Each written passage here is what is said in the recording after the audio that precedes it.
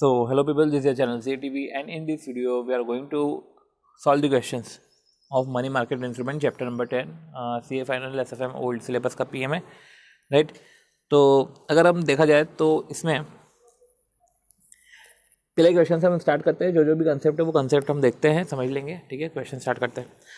RBI ने sold करे 91 days T bill और face value 100 at a yield of 6%। अब क्या बोल के रखा है, RBI ने सोल्ड करा है 91 days T bill, face value 100 है, यील्ड 6% है। अब यील्ड तो हमारा पर एनम होता है। ठीक है, RBI ने सोल्ड करे है 91 डेज टी बिल, तो ये शॉर्ट टर्म मार्केटेबल सिक्योरिटी है। फेस वैल्यू 100 है, यील्ड 6% है, इशू प्राइस क्या होगा। अब देखो फेस वैल्यू 100 है, ठीक है। अब ये जो है ये इशू होते हैं डिस्काउंट पे, पर अगर जो रिडीम होते हैं वो पार पे होते हैं। तो ऐसे केस में जो है शॉर्ट टर्म मार्केटेबल सिक्योरिटीज़ के रिस्पेक्ट में अगर हमें निकालने पड़े रिटर्न तो होता है face value minus issue price divide by issue price. तो देखो face value minus issue price divide by issue price. अब ये जो है हमारा फेस वैल्यू 100 है, इशू प्राइस हमको नहीं पता, डिवाइड बाई इशू प्राइस। अब ये जो पीरियड आता है, ये जो रिटर्न आता है, ये होल्डिंग पीरियड होता है, क्योंकि face value minus issue price divide by issue price into 100 करोगे तो होल्डिंग पीरियड रिटर्न आता है। यील्ड हमको दे के रखी है 6% की, तो ऑब्वियस सी बात है डिवाइड बाय, जब होल्डिंग पीरियड दे के रखा है तो डिवाइड बाय 91 इंटू 365 करो इक्वल टू, तो ऐसे केस में जो है ये हो जाता है हमारा पर एनम का। यील्ड हमको 6% दे के ही रखा है। तो इस तरीके से अगर हम कैलकुलेट करें इशू प्राइस के रिस्पेक्ट में तो हमारा आंसर आ जाएगा, क्या आएगा, 6 into 91 divide by 365 divide by 100। तो ऐसे केस में हमारा जो है 98.53 जो है हमारा इशू प्राइस आ जाता है राइट। चलो अब अगला क्वेश्चन है। अगला क्वेश्चन ये है कि वंडरलैंड लिमिटेड के पास एक्सेस कैश है। वंडरलैंड लिमिटेड के पास एक्सेस कैश है, ठीक है। अब एक्सेस कैश है 20 लाख का। अब इसको इन्वेस्टमेंट करना है शॉर्ट टर्म मार्केटेबल सिक्योरिटी, सी मनी मार्केट इंस्ट्रूमेंट पढ़ रहे हैं, शॉर्ट टर्म मार्केटेबल सिक्योरिटी में इन्वेस्ट करना है। अब एक्सपेंडिचर 50,000 लग जाएंगे। अब सिक्योरिटीज़ का एनुअल यील्ड, अगर देखो यील्ड भी बोल के रखे तो 9%, वो एनुअल यील्ड ही मानते हैं। अब company seeker advice as to the period of investment so as to earn a pre tax income 5%। अरे भैया पीरियड ऑफ इन्वेस्टमेंट हमको बता दो कि कितने टाइम तक हमको इन्वेस्टमेंट करना है ताकि हम एक प्री टैक्स इनकम जो है 5% कमा सके। मतलब आपकी इनकम इतनी होनी चाहिए कि आप ये इन्वेस्टमेंट को भी हटा दो और प्री टैक्स इनकम 5% भी आप निकाल लो, ठीक है। देखो सिंपल सी बात है, अगर देखो पीरियड की बात कर रहे, पीरियड पूछ रहे हैं ना, मंथ डेज वेस्ट तो नहीं, तो अपन पीरियड अपने हिसाब से मंथ ले लेते हैं। तो क्या करोगे आप, भाई 20 लाख का आपके पास जो है कैश रखा हुआ है, तो सिंपल सी बात है इक्वेशन बन जाएगी कि भैया 20 लाख का कैश है मल्टीप्लाई बाय 9% है, क्योंकि एनुअल यील्ड है। अब ये एनुअल यील्ड है इंटू x/12, तो ये जो रिटर्न आएगा ये इनफ हो जाना चाहिए कि वो 50,000 और 1 लाख दोनों को कवर करे। तो इसके इक्वल टू में 50,000 और 1 लाख, मतलब कि इतना हमको 1.5 लाख तो कम से कम रिटर्न चाहिए। तो 20 लाख इंटू 9% इंटू x/12, तो ये हमने करा है इक्वल टू 1.5 लाख। और इस तरीके से हमने x कैलकुलेट किया, x आ जाएगा हमारा 10, तो मतलब वो 10 महीने है, ठीक है। x/12 मतलब कि महीने में हमने किया। अब दूसरा है the minimum period for the company to break even the investment expenditure. अब ये बोल रहे हैं कि मिनिमम पीरियड बताओ कि ब्रेक इवन कर दे इन्वेस्टमेंट एक्सपेंडिचर को, ठीक है। मतलब कि मिनिमम पीरियड ऑफ इन्वेस्टमेंट बताओ कि हम ब्रेक इवन पॉइंट पे पहुंच जाए, इन्वेस्टमेंट एक्सपेंडिचर हम मीटअप कर सके। मतलब हमारी इनकम से 50,000 जितनी होनी चाहिए। तो देख लेते हैं 20 लाख का 9% तो साल भर का है इनकम, डिवाइड बाय 12 कर देते हैं और हमको इंटू एक्स कर देते हैं। मतलब कि इतने पीरियड का इनकम हो तो हम इक्वल टू 50,000 कि हम 50,000 को मीटअप कर सकें, ठीक है।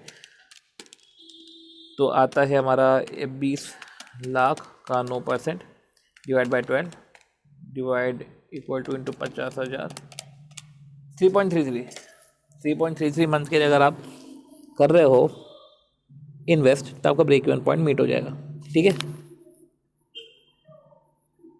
ओए होए, तो एक नया क्वेश्चन कौन सा आया है कमर्शियल पेपर के रिस्पेक्ट में। अब Z company issued commercial paper worth ₹10 crore. तो कमर्शियल पेपर इशू करा भैया जेड कंपनी ने, 10 करोड़ के कमर्शियल पेपर है। अब देखो टाइमलाइन बना दो, इशू कब किया है इनने, 16 जनवरी 2009 को। मैच्योरिटी क्या है, 17 अप्रैल 2009, तो जनवरी फरवरी मार्च अप्रैल, फरवरी मार्च अप्रैल, तो 3 महीने, ठीक है, कमर्शियल पेपर 3 महीने के लिए। मतलब वही उन्होंने खुद ने ही बोल दिया 91 डेज है, तो फिर उधर 365 ले लेना, ठीक है। और इंटरेस्ट रेट 12.04% दे के रखा है, वाह, ठीक है। अब देखो what was the net amount receive by the company, कितना अमाउंट जो है रिसीव करेगी कंपनी।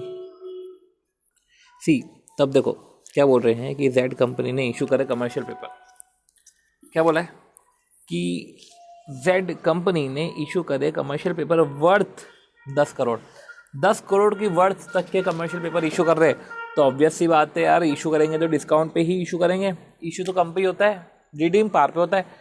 10 करोड़ वर्थ के कमर्शियल पेपर जो है इशू करें। अब देखो इशू करे जनवरी को, 16 जनवरी को, और जो मैच्योरिटी है वो 17 अप्रैल है, ठीक है। तो देखा जाए तो 3 महीने होता है, मतलब नंबर ऑफ डेज इधर देख रखा है 91 डेज, ठीक है। अब इंटरेस्ट भी देख रखा है, पर इंटरेस्ट जो है पर एनम देख रखा है, मतलब कि अब जो है देखो करो कैलकुलेट, तो हमारा वही सिंपल सा है इंटरेस्ट का फॉर्मूला है कि भैया face value minus issue price divide by issue price, ठीक है। ये हमारा होल्डिंग पीरियड आता है, ठीक है। तो इसको इंटू 100 कर दो, तो होल्डिंग पीरियड रिटर्न हो जाएगा परसेंटेज में, इंटू 365, अगर इसको एनुअलाइज करना हो तो इंटू 365 डिवाइड बाय 91 करा हमने। तो वही है कि अगर हम देखें फ्यूचर वैल्यू 10 करोड़ है, minus issue price divide by issue price into 100 करा, ठीक है, इंटू 100 कर दिया, इंटू 365 डिवाइड बाय 91 किया, और ये जो है ये जो कैलकुलेट हुआ है ये एक तरीके से जो है हमारा कैलकुलेट हुआ है एनुअलाइज्ड, और यही है 12.04%, तो 12.04 देख रखा है इधर, राइट। अब कैलकुलेट करो फॉर इशू प्राइस, तो इससे जो आपकी वैल्यू आएगी वो 9.7087 आएगा, ठीक है। तो यही है कि 12.04 इंटू 91 डिवाइड बाई 365। अब ये जो है, ठीक है, ये पर्टिकुलर 3.001 आ गया, वो यही 3.001 जो है आपके 10 लाख में इन्वॉल्व है। अगर आपको देखा जाए तो 10 करोड़ में ये 3.001 ये है, तो जब 3.001 इंक्लूसिव है, ठीक है, 3.001 इंक्लूसिव है, तो 10 करोड़ डिवाइड बाय 103.001 इंटू 3.001, तो इस तरीके से जो है 29.1356 जो भी है ये अमाउंट आ जाएगा, ये आपका इशू प्राइस हो जाएगा। और जो है कमर्शियल पेपर वर्थ रुपीज़ जो है हमारे कितने हैं, वर्थ रुपीज़ 10 करोड़, तो ये जो आया हमारा 10 करोड़ इंटू 3.001 डिवाइड बाय 100 3.001, ये इंक्लूसिव है, तो इससे हमने इंटरेस्ट निकाल लिया, ठीक है। ये हमने बाकायदा इंटरेस्ट निकाला, राइट। और इंटरेस्ट निकालने के बाद हमने जो है उसको फेस वैल्यू में से माइनस कर दिया, जो अमाउंट उसमें से माइनस कर दिया, तो नॉर्मल सी बात है ये हमारा इशू प्राइस आ जाएगा। बहुत ईजी सा क्वेश्चन था, कुछ ऐसा खास क्वेश्चन नहीं था। ये तो सिंपल सी बात है कि जैसे 100 में 10% इंक्लूड होता है, तो कैसे आप निकालोगे, 100 में अगर 10% इंक्लूड है तो 100 डिवाइड बाई 110%, 90.90 ये है। तो ऐसे इसने भी ऐसा किया कि 10 करोड़ डिवाइड बाय 103.001 ये है 9.70864। अब माइनस उसको 10 कर दोगे तो जो 2913 है जो उसका है वो उसका इंटरेस्ट है, ठीक है। ये पर्टिकुलर इंटरेस्ट जो है नेट अमाउंट में से रिड्यूस कर देना, तो वो इशू प्राइस आ जाएगा। तो अननेसेसरीली जो है ये दे के रखा है, इतना कुछ टफ क्वेश्चन नहीं था, कुछ भी नहीं था ये। क्वेश्चन नंबर 14 की बात करें, from the following particular calculate the effective rate of interest as well as total cost of fund which is planning a CP issue. अगला क्वेश्चन अगर हम बात करें तो अगला क्वेश्चन जो है वो बॉन्ड इक्विवेलेंट यील्ड के ऊपर है। सो इधर जो है फ्रॉम द फॉलोइंग पर्टिकुलर्स करते हैं calculate effective rate of interest. अब इफेक्टिव रेट ऑफ इंटरेस्ट बोला है, अब समझो इफेक्टिव रेट ऑफ इंटरेस्ट मतलब कि साल भर का इंटरेस्ट। तो देखो पर ईयर इंटरेस्ट रहता है, साथ ही साथ इसमें कंपाउंडिंग भी होती है। तो पर ईयर का इंटरेस्ट है और साथ ही साथ इसमें कंपाउंडिंग भी होती है, right. Effective rate of interest को अपन इफेक्टिव एनुअल रेट भी बोल सकते हैं। अब देखो अगर हम देखें अब इफेक्टिव रेट ऑफ इंटरेस्ट कैसे क्या है निकालने का। तो हमको पता है कि हम होल्डिंग पीरियड रिटर्न निकालते हैं, ठीक है, और होल्डिंग पीरियड निकालते हैं एंड देन उसको कंपाउंडिंग करते हैं और एनुअल रेट निकालते हैं, राइट। सो इधर भी हमको होल्डिंग पीरियड रिटर्न तो निकालना पड़ेगा। अगर देखा जाए, समझते हैं इधर कितना रिटर्न आ रहा है भाई, वही अपना formula face value minus issue price divide by issue price into 100, ठीक है, और कैलकुलेट करो तो फेस वैल्यू कितनी है 1 lakh minus issue price 97550 divide by 97550, ये जो है 0.0251, ठीक है।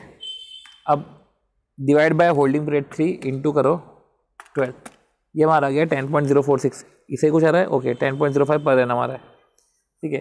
अब होल्डिंग पीरियड रिटर्न अपन तो निकालते हैं, अपना होल्डिंग पीरियड रिटर्न क्या है, तो 10.045 क्या 10.5 आ रहा है ना, राइट 10.5, ठीक है। अब 10.5 है ना, इसका होल्डिंग पीरियड निकालो, तो 10.5 डिवाइड बाय 4 2.625% है, तो उसका फैक्टर बना लो 1.02625, ठीक है, तो 1.02625। अब इसको पर एनम ले जाओ कंपाउंडिंग तरीके से, इंटू 2 3 4 -1 करोगे इंटू 100 करोगे तो इस तरीके से आपका 10.92% आ रहा है। तो कायदे से 10.92% आना चाहिए। 1 सेकेंड,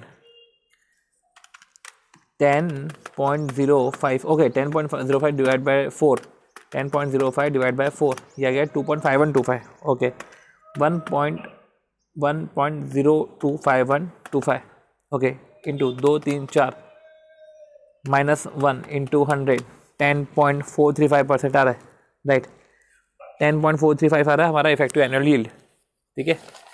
अब ये जो है इफेक्टिव एनुअल यील्ड हमने निकाला 10.435%, तो एक तरीके से हम बोल सकते हैं बॉन्ड के रिस्पेक्ट में है कि जो बॉन्ड होल्डर है उसको इफेक्टिव एनुअल यील्ड जो है इतना मिल रहा है, पर देखा जाए तो कंपनी को और ज़्यादा कॉस्ट लगेगी ना, कंपनी को ज़्यादा कॉस्ट लगेगी in the sense issue expenditure, bond issue कर रहे तो ब्रोकरेज का खर्चा, रेटिंग का खर्चा, स्टैम्प ड्यूटी का खर्चा, ठीक है, इसको भी एनालाइज कर दो। जब उसको भी एनालाइज कर दिया है तो इसको भी एनालाइज करो। रेटिंग चार्जेस पर एनम दे के रखा है, बाकी जो है स्टैम्प ड्यूटी और ब्रोकरेज चार्जेस को भी पर एनम कर दो, ओके। सो जो है अगला क्वेश्चन जो है क्वेश्चन नंबर 15, हम क्वेश्चन नंबर 15 कैलकुलेट करते हैं, समझते हैं। M limited has to make payment on 30 January. अब जो एम लिमिटेड है उसको पेमेंट करना है 30 जनवरी को, 80 लाख का पेमेंट करना है, ठीक है, 80 लाख का उसको पेमेंट करना है। इधर सरप्लस कैश, अब सरप्लस कैश है उसके पास 31 अक्टूबर 2009, ठीक है, इधर सरप्लस कैश टुडे 31 अक्टूबर 2009, नवंबर दिसंबर जनवरी मतलब 3 महीने के लिए उसको कहीं रखना है, तब कैश रखेगा, ठीक है। तो decided to invest sufficient cash in bank certificate of deposit COD में जो ऑफर कर रहा है यील्ड 8% पर एनम, ठीक है, यील्ड कर रहा है 8% पर एनम, ठीक है। अब देखो what is the amount to be invested. अब सी 8% यील्ड है, ठीक है। अब सिंस मनी मार्केट इंस्ट्रूमेंट है 8% यील्ड है, ठीक।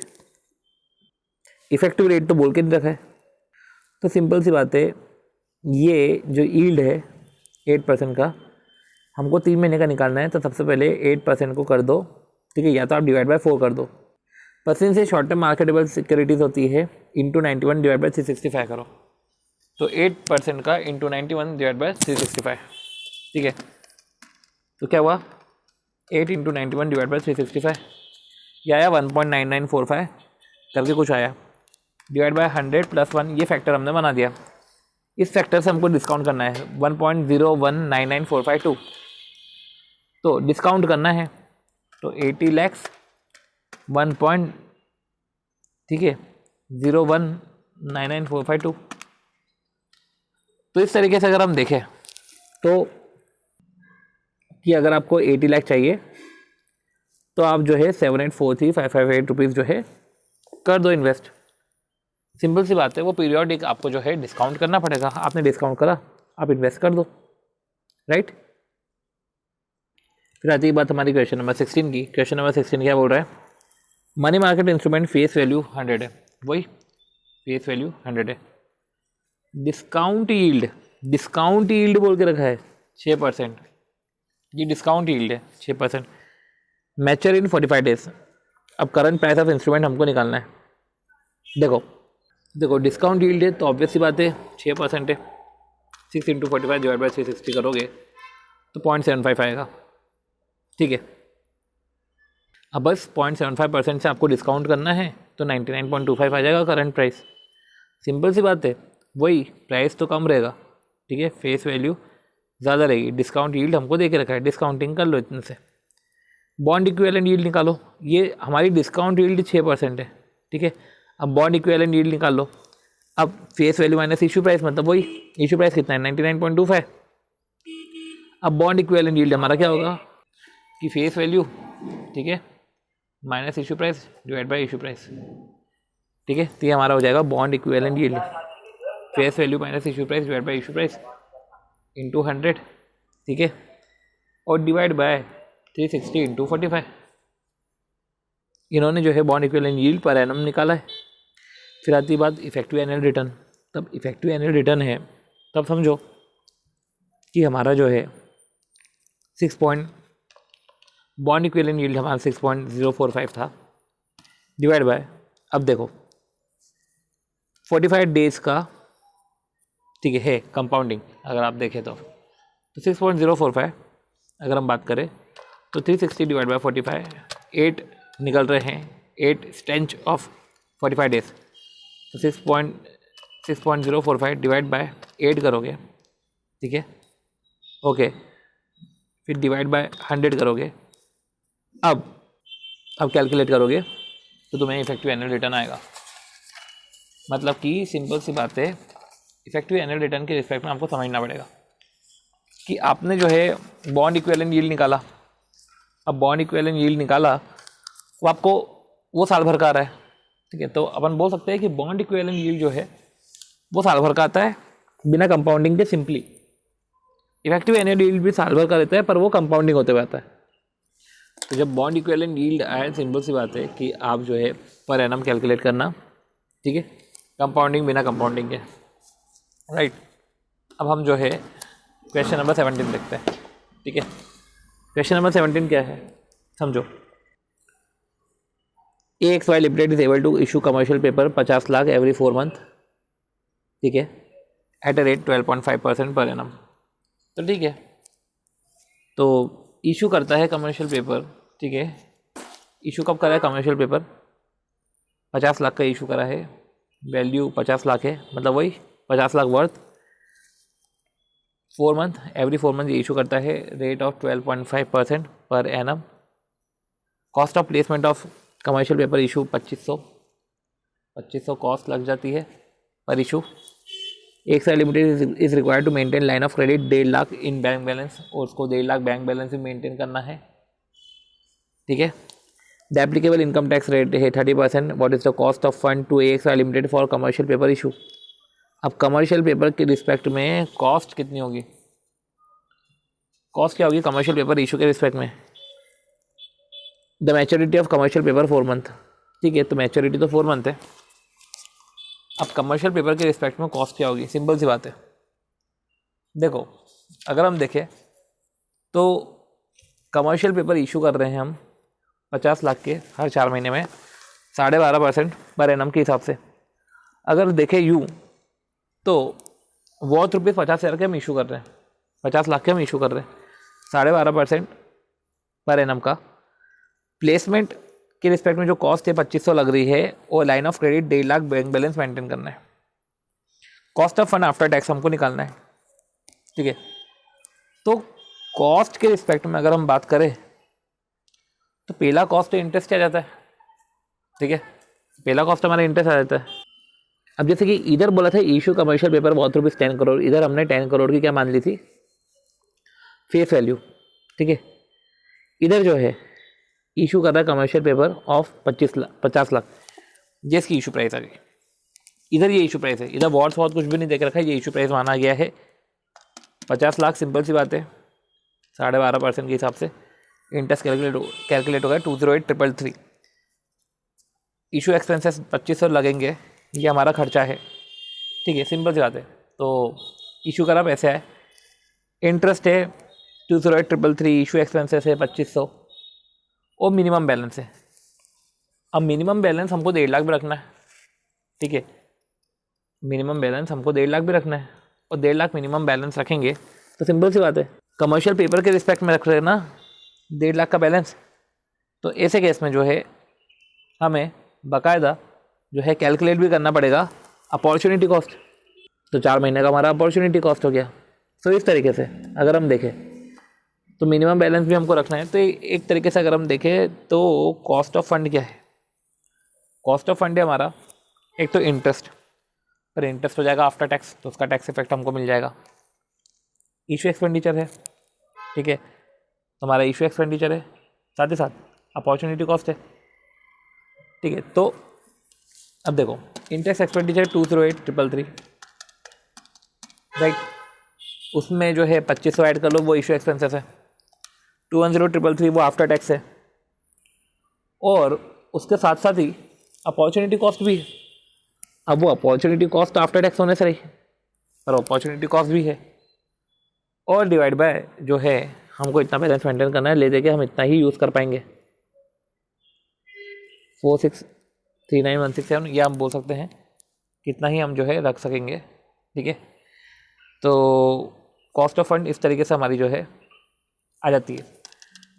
तो कितना है हमारा 210,833 को आफ्टर टैक्स करा प्लस 6250 करा डिवाइड बाय 4639,167 करा और इंटू 100 करा डिवाइड बाय 4 × 12 करके साल भर कर दिया 9.947, मतलब 9.95, और ये हमारी कॉस्ट ऑफ फंड आ गई,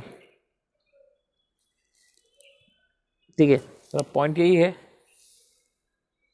कि इसके 2 दूसरे अल्टरनेटिव भी है, पर हम दूसरे अल्टरनेटिव पे नहीं जाते हैं। और हमारा लास्ट क्वेश्चन क्लीन प्राइस और डर्टी प्राइस के रिस्पेक्ट में है।